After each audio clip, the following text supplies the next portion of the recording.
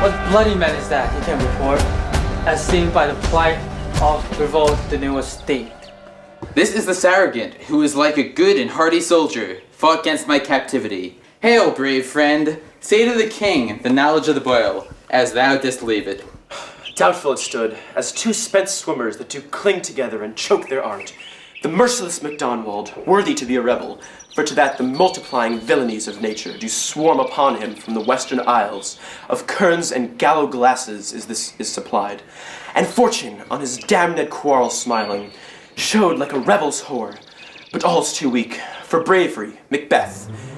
Well, he deserves that name, staining fortune with his brandished steel, which smoked with bloody execution. Like valor's minion carved out his passage, till he faced the slave, which ne'er shook hands nor bid farewell to him. He unseamed him from the nave to the chaps, and fixed his head upon our battlements. Oh, valiant cousin, worthy gentlemen. As whence the sun gins his reflection, shipwrecking storms and direful thunders break, so from that spring whence comfort seemed to come, discomfort swells. Mark, King of Scotland, mark. No sooner justice had with valor armed compelled these skipping kerns to trust their heels, but the Norwegian lords surveying vantage, with furbished arms and new supplies of men, began a fresh assault. Dismay not this, our captains, Macbeth and Banquo. Yes, as sparrows, eagles, or the hare, the lion. If I say sooth, I must report they were as cannons overcharged with double cracks, so they doubly redoubled strokes upon the foe, except they meant to bathe in reeking wounds, or memorize another, Golgotha. I cannot tell, but I'm faint. My gashes cry for help. So well thy word becomes thee as thy wound. The smack of honor both. Go get him, surgeon.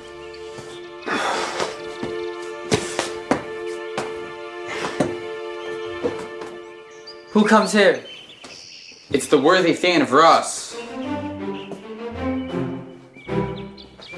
God save the king. Whence came thou, worthy Thane?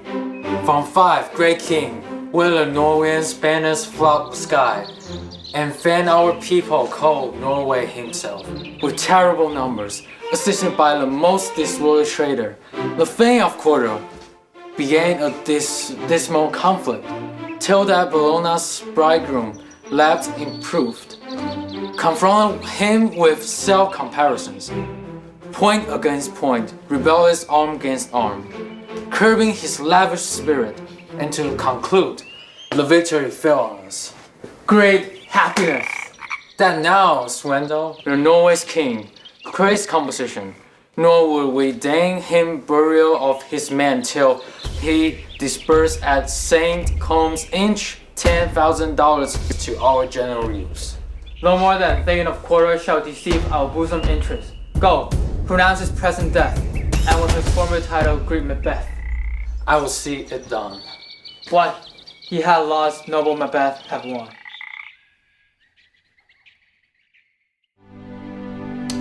This is Act 1, Scene 2. In this scene, the captain has been wounded and is sitting in the battlefield, where he's met by Duncan and Malcolm. The captain explains to Duncan and Malcolm what happened on the battlefield. He talks about how Macbeth was battling MacDonald, and for a while it couldn't be told who would win.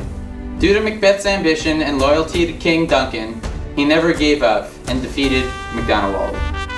I played the part of Duncan who saw the captain on the battlefield and was anxious to know what had happened in the war.